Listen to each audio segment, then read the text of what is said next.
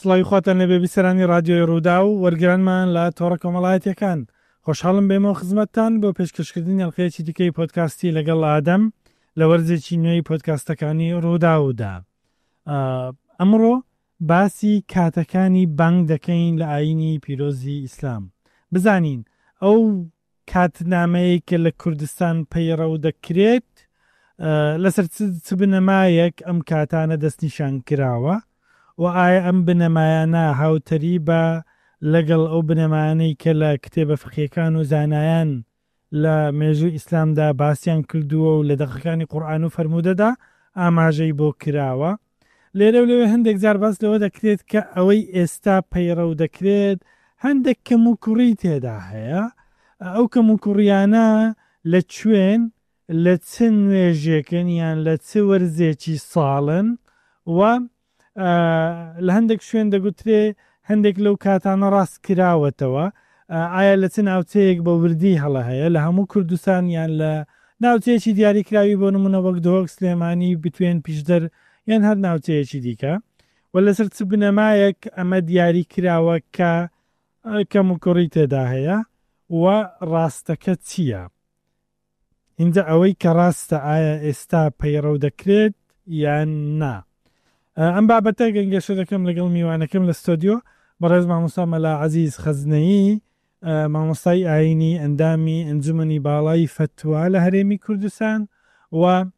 یەکێک لەوانەی کە پرۆژەیەکی تایبەتی بەم بابەتە هەیە و ساڵانێکە بەراورد یان بە دواداچوونی ورد دەکات بۆ کاتەکانی بانگ لە هەرێمی کوردستان. بە سوپاسەوە میوانمە لە ستۆدیۆ. بەخێر بێ مامۆستا. سەلامەت بێ، قوربان بژیت. مامۆستا، ئەو تەقویمەی کە ئێستا هەیە و لە مزگەوتەکان هەڵواسترایە و لە ناو مۆبایلەکانی ئێمە هەیە و لە ئینتەرنێت هەیە و ئەو تەقویمە هیچ کەم و کوڕگەی تێدا هەیە؟ بەناوی خۆی گەورەی میهرەبان. ئەو تەقویمە مامۆستا سەید محەممەد داعافی کە لە ساڵانی هەفتاکان زیاتر لە 20 سەدە پێش ئێستا داینایە. لەو سەردەمی کاتژمێرەکان مەزبوون نەبووینە، خاصەتەن بە دیارکردنی بەیانیان زۆر ئەستەمە. بەیانیان ئەتوو لە هەموو مانگە کە دەبتە مانگە شەو بەیانی نابینی، ناتوانانی دیاری بکەی، کە دەبتە هەور و باران و شتیوان ناتوانانی دیاری بکەی. دەبێت لە لای خۆت وەکو مەلا حەزە بنووسیەوە لۆ ساڵی داهاتوو هەر ساڵە و مێژووی هیجری 10 ڕۆژ و 18 سعات بە پێش دەکەوی. لۆ ساڵی داهاتوو دەبێت حیسابی خۆت بکەی، بەو ساڵی نەدی ساڵی دواتر، یعنی من لە ساڵی 1986 هەتا 2002 خەریکی ئەو ئیشەی بوویمە. لە 86 هەتا 2002 یعنی چەند ساڵ دەکەم مامۆستا؟ تقریباً 17 ساڵ ئەمە خەریکی بوویمە. 17 ساڵ خەریکی ئەوە بووی کات ڕۆژ نوێژ متابعەت کردووە. سوود دەکەی ببینی سەرت سۆڕ دەبینی ئەوەندە پەیوەماندی بوویمە. وەڵڵا خۆسکە لەگەڵ خۆتی ناهاتە لەوەی ئەنجامەکەیم بەڵۆ کردەوە ئاخری ئەوە گرنگە. گەیشتێت چی دوای ئەو 17 ساڵە؟ گەیشتمە ئەوەی لە مانجی 11ەوە تقریبان هەتا نهایەتی مانجی 3، ینی 3 مانجی زستان، مانگەکی کۆتایی پاییز، مانگەکی سەرەتایی بەهار، بەیانیەکەی زۆر درەنگە.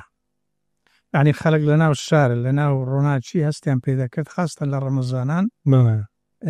کەوا بانگەکە زۆر تاخیرە. یعنی بانگەکە تاخیر دەدرێت یان زووتر کاتەکە تاخیرە، یعنی 12 دقیقا بە حیسابی من ئەمە هەموو ڕۆژێ تقریبەن دەتانین برین نیو سعات پێش بەیانی چاوەڕێم دەکرد. لە دەشت بووم ئەو کاتی، فترش تقریبا 11 ساڵ لە قەفەری بووم، لە گوندی قەفەری بیراری عسکەری بووم، وەزیفەی من ماکەتمە دەشتێ ئەوەندە ئیشەم کرد. 5-6 ساڵیش تقریبا لە ئیفرازی بووم. ئەو هەموو ساڵەی تانیم ینی لێ ڕازی بووم، بەڕاستی بە زۆری پەیوەماندی بوو. حتمما مامۆستا عەزیز، یعنی ئێستا نوێژی بەیانی بەپێی ئەوەی کە پەیڕەو دەکرا 12 خولەک درەنگتر بانگ دەدرا لە کاتی حەقیقی خۆی 11ەوە دەست پێ دەکاتانی هاەتی مانجی 3 کە کۆتاییم پێهینا لە یەکەتی زانایان بە دکتۆر عەبدوڵڵام گۆ سەرۆکی یەکەتی زانایان گوتم دەتوانین ئەو 5-6 مانگەی ڕۆژهەڵات و بەیانی بە ناوی یەکەتی زانایان بە ناوی فتوای باڵا چاک بکەینەوە لە چاپی بدەین ئەویش گوتی شتێکی ئاساییە سەدێمە سەر ئەو هەنگاوانە یەکێک بەڵام ئەوەی ئێستا زۆر مهمترین شت گرنگترینشت بەلای خەڵکەوە کاتەکانە یعنی تەنیا نوێژی بەیانی کێشەی تێدا هەبووە ڕۆژهەڵاتی کێشەی تێدا ڕۆژهەڵاتیش تەئسیر لە نیوەڕانی و عەسرێ دەکا ئاها یعنی ئەمە ئۆتۆماتیکی بەڵێ کاریگەری لەسەر نیوەڕۆ و نیوەڕۆ ناوەڕاستی بین ڕۆژهەڵات و مەغریبە ڕۆژ ئاوایە ئەجەکە ڕۆژهەڵاتەکە تەواو نەبوو تەئسیر لە نیوەڕانیش دەکا لە عەسریش دەکا یعنی هەمویان لە کاتی خۆیان درەنگتر بانگ دراوە بۆ نمونە بەڵێ بەیانی نیوەڕۆ عەسر بەیانی نیوەڕۆ عەسر بەڵێ ئەی مەغریب و عیشا مەغریب ئاسانە مەغریب هەموو کەس دەتانێت ڕۆژی ببینی کە ئاوا دەبی ڕۆژ ئاواش لە هەولێرێ تقریبەن دەتان برێن لای ڕۆژ ئاوامان ڕاستاییە بەڵێ بەس لای ڕۆژهەڵاتێمان سەفین و چیای لێە کەمێک زەحمەتە دیارکردنی بەڵێ دائیمە 5-6 دقەی فەرق بووە لە ڕۆژهەڵاتی ئەوەش تەئسیری لە نیوەڕانی و عەسرێ کردی قوربان دیدەچی باو هەبوو پێشتر لە کۆمەلگا دەیانەگۆ مامۆستانی ئێمە لە بەیانی زوو بانگ دەدەن ئەسڵەن هێشتا دنیا تەواو وای لێ نەهاتووە ئەوەی لە قورئان هەیە حتا يتميز لكم الخيط الأبيض من الخيط الأسود من الفجر يعني ئەو تێگەیشتنی خەڵک هەڵە بوو قوربان ئەوە هەمووی بە چاو تەمەشا بکەی باشە بە چاویش فەجری صادق فەجری کاذب هەیە فەجری صادق هەیە فەجری کاذب ڕۆناچەکە بە باریکی هەردەستی و ئاسمان ئەوە بەیانی نییە بەڵام فەجری صادق بە ڕۆناچەکە پەرتەبی نایوایە ڕۆناچی خۆر لەسەر ئوفقەت و دەبینی لەسەر زەوی هەست پێ دەکەی بە جوانی ئەوە بەیانیشی تەواوە ئەوە کاتی نوێژی ئەوە کاتی نوێژی بەیانە کاتی نوێژی نیوەڕۆ تۆنە لە ڕۆژهەڵات هەتا ڕۆژاوە بیکە ناوەڕاست ڕۆژ بێتە ناوەندی ئاسمانێ لە بۆ زەوالیش 3 دقیقا مامۆستا خواعافی کە 5 دقەی دانە زەوال تێپەڕی بەس 5 دقە زۆرە 3 دقیقا بەسە ئەوە کاتی نوێژی نیوەڕۆیە یعنی کاتی خۆی مامۆستایان کە بۆ نمونە دەرسیان بە ئێمە دەدا دەیانەگۆ ئەگەر بۆ نمونە قەڵەمێک شتێکدانێەوە بەڵێ ئەگەر هیچ سێبەر نەما ئیتر ئەوە زەوالە سێبەر دەمینێ قوربان سێبەر تەنها لە چەند کاتەکی نامینێ ئەویش ئێستا مێژوەکەم تاریخەکەم لەبەر نییە لە مانجی 5 و لە مانجی 7 لەسەر کەعبە نەک لە لای ئێمە چونکە کە ڕۆژ بەرە و مەداری سەرەتان مەداری زەدی دەڕوا بەسەر کەعبەدا تێ دەپەڕ و دەگەڕێتەوە ئەو کاتی دەگاتە سەر کەعبەی لە مانجی 5 و لە مانجی 7 تاریخی بزەبت ڕۆژەکەم لەبەرنیە بزەبت لەو کاتی نوێژی نێوڕانێ دەبی سێبەر نامینێ لەسەر کەعبە بەس لای ئەمە لەبەر ئەوەی ڕۆژ ناگاتە لایمە دەگەڕێتەوە سێبەر هەر دەمینێ یعنی ئەوەی کە دەڵێن ئەها زلێک پەیدا دەبی دوای زل زەوال لە کتێبە فقهیەکان دل زەوال ئەوەیە کە ڕۆژاتە ناوەڕاستی ئاسمانێ 3 دقەی لێگەڕێ هەتا تێدەپەڕی ئەوە کاتی نوێژە ئەو کاتی نوێژە ئەی نوێژی عەسر نوێژی عەسر سێبەری هەموو شتێک وەکو خۆی لێبێ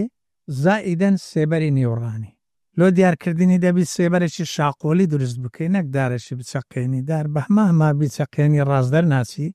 دەبی سێبەری شاقۆلی دروست بکەی ئەوزە نوێژی عەسر لەبۆ بە دیار دەکەوی یعنی تو ئاوات کردووە ئەوەندە ساڵە زۆر بە زەحمەت مامۆستا یعنی ئەوەندە عەزەتی یعنی سوود دەبتەوە ئێستا سود نەبتەوە لە بەرەوەی ئیشەکی زۆر ئەوجە مامۆستا لە ئەو برادەرەکە ڕازی نەبوو بە ناوی مامۆستامان چاپ کردەوە تەنها دەستکاری بە ناوی لێژنەی فتووە ئەفۆم کەی مامۆستا بە وردی کاتت دەدەمێ باسی ئەوە بەڵێ بابەی نسل مەغریب و عیشاش باس بکەین لە ڕووی شەرعیەوە بەڵێ نوێژی مەغریب کەی کاتەکەیەتی مێژی مەغریب کە خۆر ئاوا بوو بە چاو دەبیندرێ 3 دقەش زەوالی بدێ بەر ئەوەی یەکجار ئەوها ڕاست نییە سێ دقەی زەوالی بدێ بەسە شفق الأحمر نابذ الشفق الأحمر اللي بو عشاية غياب الشفق الأحمر اللي بو عشاية بس اللي بو مغرب تنها خور أوابونا خور أوابو أجا السيدة كجرانا وسي شرعا لو فرزنا بروجي بدرس الروجك أو خور أوابو وأتم الصيام إلى الليل أوش إشكالك هي لقى الشيعان الشيعة دلنا نقول درينا السني نقول زون ذكر غريبة سنا وبابا تانا بهما أكمل الشيعين باشا ما بس مصطلحي ليلى بله نجي عشاء كي ذكري نجي عشاء كاتكين خوي كاتكي لا كتاب الفقه كان بوشيوي باس كرديا كابرا دس نجي دشوا زلشي دغوري بكاو خو يعني دس نجي دشوا أو بيست ذكاتن هم يعني ذانا تقريبا دتانين بلين بساعاتك تواود بي ساعاتك وتسارك شاندانا عندك بين مغرب وعشاء بلي عندك ما مستعدلين ساعاتك وبيصدق بس ساركك بس كاجرك وتاريخك بلي للسعودي مغرب وعشاء بلي للسعودي دي كان ساعات ونيوك أو حس قرفتنيا بلى أما لبيش ساعاتك النابي نرجع الشاي بكري أما دام أنها إلى كردستان ساعاتك وتساركك بيني مغرب وعشاء أو كاتاني كبيرو كراية لكردستان هیچ کات نەبووە ینی کاتی نوێژەکە زووتر دانرابی لە کاتی حەقیقی خۆی بەپێی بە دوواداچوونی تو زووتر لەو تەقویمەی کە پەیڕەو دەکرێت بەڵێ نەخێر نە هەمووی درەنگتر دانرێت هەمووی درەنگتر دان بەڵێ هەموو درەنگتر دانرێت کەواتە بۆ تێو پرسیارە دەکەم مامۆستا عەزیز لە ڕوو شەرعیەوە ئەمە کێشەمان بۆ دروست نەبووە ئەوانەی نوێژیان کردیە بۆ نوێژەکەیان دروستە نوێژەکەیان دروست بەڵێ تا ئەوەندەی تاخیر کە لە ڕووی شەرعیەوە کە نوێژەکە پێش کاتەکە بی دروست نیە دروست نییە بەڵێ بەڵاو کاتەکە دواتر بی کێشەی نییە باشە لۆ نمونە بەڵێ با نمونەی بەسیط بینەوە ئێستا مەسەلەن ئەو بانکدانی ئەلکترۆنیکە لە هەولێرێ دەکرێت حاجی ئۆمەران لەگەرما نوێژێ دەکەن حاجی ئۆمەران تقریبا 3000 متر فوق مستوى سطح البحر کاتەکەش دەبێت جیاواز بی کاتەکە ئەتوو هەر 200 متر بەرز بی 1 دقیقا کاتت بە پێش دەکەوی 200 متر یعنی لە 100 متری 30 ثانیە 200 متر تقریبا حاجی ئۆمەران 3000 متر زیاتر بەرزە 500 متری هەولێرە دەرینە 2500 متر دەمێنێ تەقسیمی هەر 200 متری دقیقەیەکی حسابکە یعنی زیاتر دقیقە 10 دقیقە پێشیمە حاجی ئۆمەران نوێژی دەبی مەغدورن ئەوان نوێژەکەیان دروستە بەس زۆر مەغدور بەڵێ باشە کە ئیشەکەت تەواو کرد بڵێ مەبەستیشمە بزانم ئەنگۆ ئەو کتێبە فقیانە بێەوە بێمە سەر ئیشەکە لەسەر چ بنەمایەک مەسەرەن گوتیان ظل الزەوال صار ظل كل شيء مثله بعد ظل الزوال يعني آل قرآن ولا فرمودا أو كاتانا دياري كراوة بل لو حديثي كبيغمبر عليه الصلاة والسلام لمعراج هاتوا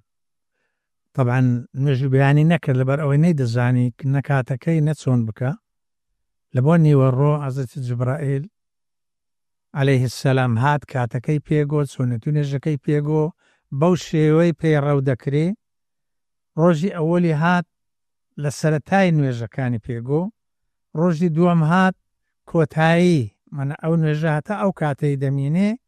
بەو دوو ڕۆژەی لە بۆ ڕوون کردەوە و لە هەموو کتێبە فقیەکان بە درێژی ئاماژەی پێ فەرمودەکە فەرمودەیەکی دروستە بەرێ هیچ کێشەیان نییە لەسەر ئەو فەرمودەشی یان دەتانین بەرێن زۆرش دروستە نەگە بەس دروستە باشە بەرێ ئەمە ینی ئەوەی کە زانایان دیاریان کردووە ئێستا تۆ ڕێشید کردەوە لەو فەرمودەی پێغەمبەر عەلەیهی سەڵات وەسەلام وەرگیراوە بەڵێ لە هەندێک ئاەتی قورئانیش ئاماژە بۆ کراوە ئەقیمی سەڵاتە لدلوکی الشەمسی إلى غەسەقی اللەیلی جۆرە ئاماژە هەیەوە نییە ئەوانە هەمووی ئەو تەرتیبەی لێ دەرچووە کاڵ کتابی فقی باسییان کرد بەڵێ باشە ئەو ئەنجامی لێ دەرچووە کاتەکان بەو شێوەیە دانرایە ئەتوو یەکەم جار چۆن بوو بیرت لە کارێکی وا کردەوە هەستت دەکرد کە کێشەیەک هەیە خەلەلێک هەیە لەبەرەوە بڕیارتدا و ئەرکە قورسە بەرێ ئەمن کاتی خۆی کە تاعین بووم لە هەفتەکان لە 74 تاینات زەحمەت بوو ئەنجینێ ئیمتیحانمان دەدا لە بەغدایە نای من لە شاری تکرید دەرچوو تکرید ئەو کاتی قەزا بوو لەوێن دەرێش ئەو کێشە هەر هەبوو سبحان الله ئەوانەی خەریکی کات دانانێنە بە شێوەیەکی زانستی ناچن ناو بابەتەکە ئەوەندە خۆ پێوەماندی ناکەن ناتوانن ئەمستا دیارکردنی بەیانیان هەروەکی سەرەتا باسماکرد یەکجار زۆر ناخۆشە ئەمن هەموو ڕۆژێ نیو سەعات زیاتر پێشی بەیانیان دەردەچوو باوەڕ بکە دەچوومە سەربانی مزگەوت لە ناو گوندی ئەگەر ماڵک لە بەرامبەر ڕۆژهەڵاتێک گلۆپیان پێ باە ئێوارت پێم دەگوتن پا ئەو گلۆپی بکوژێنەوە خێر و دەگاتێ ئەگەر لە بیریان بکردا بە لە گوندی دەرەچووم خوادەزانی بەس لەو خاتری لە تاریکی ئەمن بەیانی ببینم ئەنی ئەوەندە ساڵێ ئەوە ئیشم بووە بەو نەوەی ئەمن بەیانیم دیار کردیە لە بۆ مڕۆم بووە هیچ کاتە ساڵ لە سەعات و نیوێ کەمتر نییە بینی خۆرهالات و بەیانی هیچ کاتی ساڵ دەڕوە لۆ زیادیەکەی سعاتە و 43 دقیقا بینی بەیانی و خۆرهەڵات بە وەرزەکان دەگۆڕێ بەناو هەر 12 مانگ ئەوەت لە گوند کردی هەموم لە دەشتێک کرد هەموم لە گوندی کرد هەموم لە تاریکە شەو کرد مەگوتمان لە مانگە شەو ئەتو نیوەی مانجێ بەیانی نبینی چووکە ڕەنگە ئێستا خەڵکێک بڵێ کاکە ئێستا کەشەوە پیس بووە بەبوونی ئەو هەموو شتانێکە لە دەشت بوومە من لە دەشتم لە شار نەبووم لە شاری ناکرێەوە قوربان شاری ناکری لە دەشت لە دەستمە ئەو کاتیش کارە باش زۆر کەم بوو لە 86 دەستم پێ کرد یعنی هەتا هاتینەی فرازیش هەر کارە با زۆر کەم بوو یعنی شەو ڕۆژ 4-5 ساعت کارەبامان نەبوو کە تەواو بووی کردتە پرۆژێک داتە ئەنجومنی باڵا هەڵبەت خۆت بۆ خۆشت ئەندامی لە ئەنجومنی باڵای فتوە لە هەرێمی بەرستان هەڵوێستیان چی بوو؟ هەلوێستیان بە دکتۆر عەبدوڵڵام گوت ئەوی ژیادی بەخێربی دەبایە برێ پرسەشی بە ماری مامۆستا سەید محەممەدی بکەین ئەوان ساحێبی ئەو تەقویمەینە ئەمە جوانە بوو بە ناوی خۆمان بڕای بکەینەوە ناوی مامۆستا سەید محەممەدیمان لێدا بوو تەنها فتوای باڵا دەستکاری 5 مانجی کردیە بەیانی و خۆراڵە دەبینیتان نووسی بوو دەبینیمان نووسی بوو لەسەری ئەو کوڕەکەی نەوشم لەو دەمێ لە بێژ و ڕازی نەبوو چۆن دەستکاری بەرنامەی مامۆستاتان کردیا خەریک بوو شکایەتمان لێ بکە کاکە گوتمان ئەمە سەحب دەکەین ئەوزە چاپیشمان کرد لەسەر و قافەکان بڵاومان کردەوە بە جواب هات کە بەزوات گوتمان حەقتە ئەم وا بزانین وام دەزانی خزمەتی مامۆستام کردیە لەبەرەوەی مامۆستای من بوو کاتی خۆی دەرس پێ گوتی مە لە مەعهەدی ئیسلامی لە شێستەکان ڕازی نەبوون ئەو بنەماڵەکە ڕازی نەبوون ئەمە سەحبمان کردەوە تا ئێستاشی لەگەر دابی کار بە تەقویمی وان دەکرێت ئێستا ئێوان نەتان دەتوانی تەقویمەکی نوێ نەک بە ناوی مامۆستا بەێ ئێستا ناوی ئەنجومەنی باڵای فتوە لە هەرێمی کرد نەخێر بە ناوی خۆمان دەرنا کردیا بە ناوی خۆت بە ناوی خۆم فتوای باڵە مامۆستا لێژنەشیان پێهینا کاتێکە و کێشە ڕوویدا چەند مامۆستایەک لێژنە دەبی پسپۆربی لە بابەتەکەی شارەزاییان نەبوو قوربان یەکشیان نەبوو یەک مانگ تەماشای ئەولای کردبی یعنی هەر بە تەخمین قسەیان لێ دەکرد شەکە سەری نەگرت لێژنەکە سەری نەگرت بەڵام ئاوڕا نەبوون کۆدەنگ نەبوون لەسەرەوەی چارەسەریەک بۆ بابەتەکە بدۆزنەوە چارەسەرەکە دەیانگوت بە هەندێک لەولای بڕوە هەندێک لای بگاتێ کاکە خۆ ئەوە بازار نییە بەڕکم لێ خۆش بەیان بڕک زیاد و کەمی ئەوە قبولی ئەوەی ناکەکەم و زیادی خۆیت متابعی چاودێری هەموو کاتی هەموو نوێژەکانت کرد هەموو کاتەکان زۆری مامۆستا کە خزمەت گەورەی کردی لەولای دابلین دەبێت مامۆستا مەلا عەزیز خەزنەی تەقویمەکی دەربکەی تەقویم دەرکردیە و ئاماژەش و ئێستا لە پێش وەزیریشە لە بۆ ساڵ ئەو تەقویمە دەتوانی ئیش لە بۆ بەردەوامە قوربان یعنی بە بەردەوام بەبەردەوامە تەقویمت دەورە دائمی پێ دەڵێن بە بەردەوام ئیش پێ دەکرێت یعنی بەرێ ساڵانە بیتن و کۆتایی پێبێ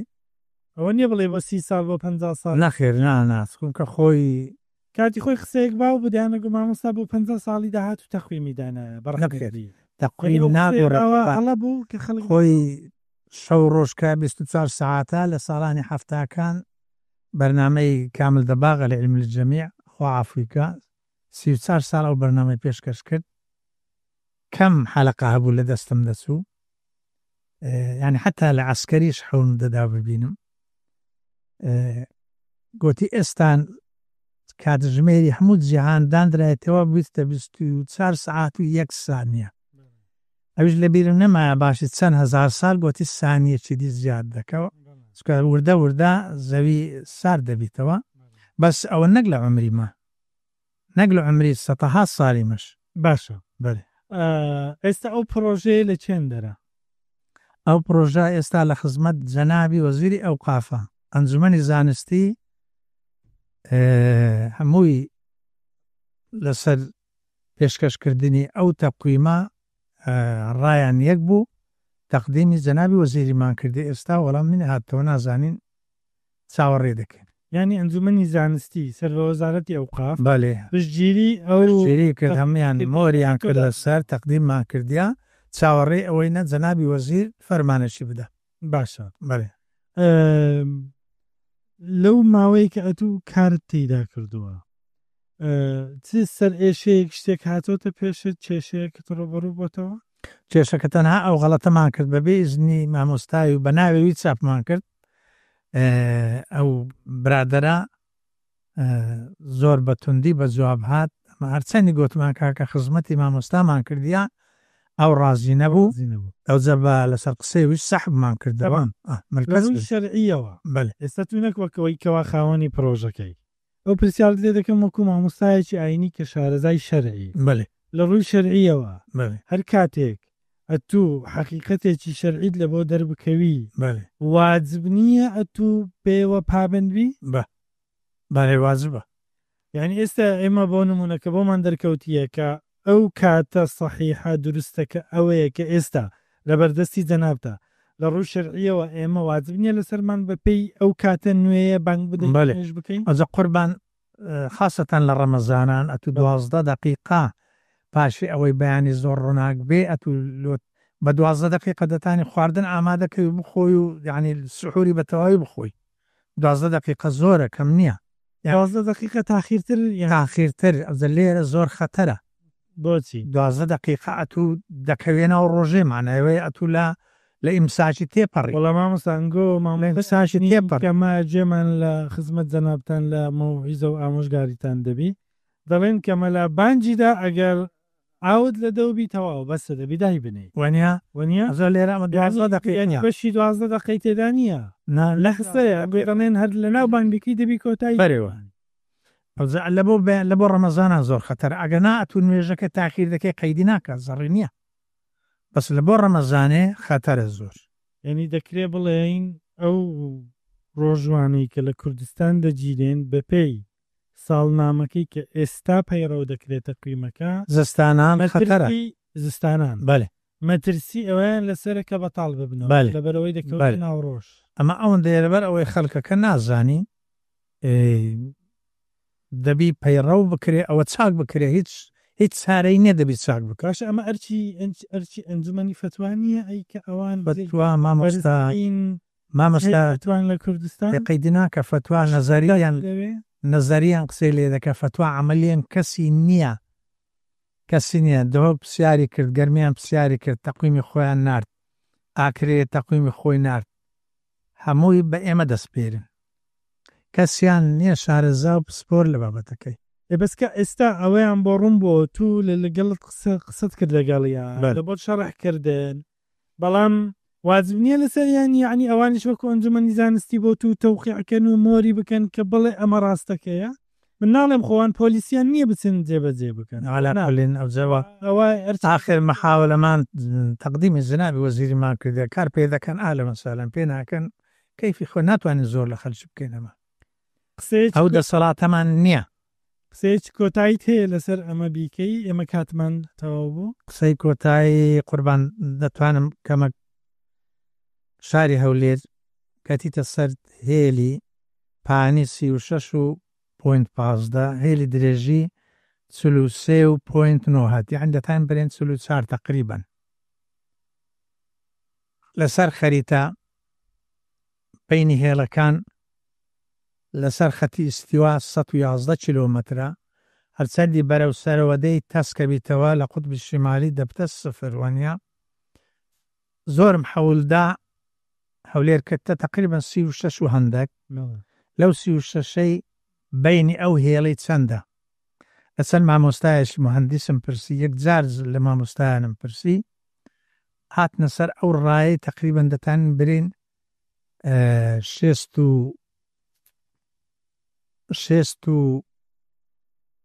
66 کیلۆمەترە